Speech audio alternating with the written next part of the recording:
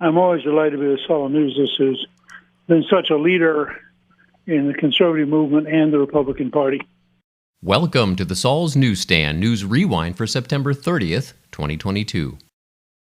Politico reports, Biden and DeSantis hit pause on rancor during hurricane.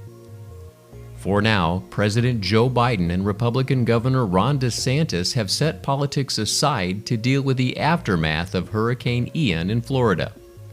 The two leaders, the politicians most on the line in responding to a natural disaster of this scale, talked for some time on Tuesday night, Biden said Wednesday during the White House Conference on Hunger, Nutrition, and Health.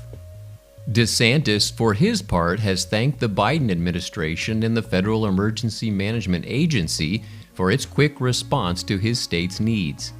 The administration had 1,300 federal response workers on the ground, pre-stage 110,000 gallons of fuel and 18,000 pounds of propane, moved in generators, and has 300 ambulances in the state working alongside local officials. The two leaders have regularly scuffled over a range of issues, including COVID and immigration, most recently when DeSantis unexpectedly chartered a plane load of migrants from Texas to Martha's Vineyard. But less than 6 weeks out from a crucial midterm election, both appeared to rise above political strife with the combined goal of helping Floridians in the aftermath of the devastating hurricane. An article from the Washington Examiner reports, Harris accidentally commends alliance with Republic of North Korea during DMZ visit.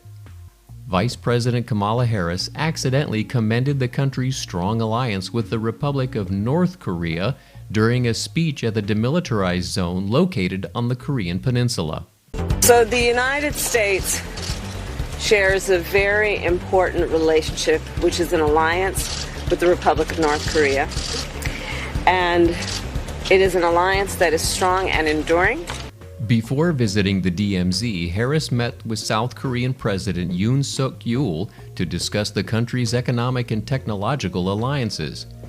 During that meeting, the two world leaders also condemned North Korea for its threats of nuclear tests. Harris's stop at the DMZ was the final stop of her diplomatic trip to Asia. And finally, an article from the Federalist states, GOP Senators baffled by Mitt Romney's ploy to oust Mike Lee and maybe thwart a majority. Republican senators are growing concerned by colleague Mitt Romney's refusal to help fellow Utah Republican Mike Lee decisively win his re-election campaign, a posture that could potentially keep their party from gaining a majority in the November elections. Unlike every other Republican senator, the 2012 failed Republican presidential candidate is declining to express a preference in Republican Lee's re-election effort against Democrat-endorsed Evan McMullin. Democrats also joined in the coordinated effort to help their party maintain control of the Senate, declining to nominate their own candidate, Kyle Weston, and instead endorsed independent McMullin. Romney claimed he couldn't possibly endorse in the race because he is friends with both candidates, though it's unclear why he thought his previously unannounced friendship with McMullin would be harmed by him supporting Republican incumbents and nominees, as all other Republican politicians do. And that concludes your Saul's Newsstand News Rewind for September 30th, 2022. For more political news faster, visit saulsnews.com.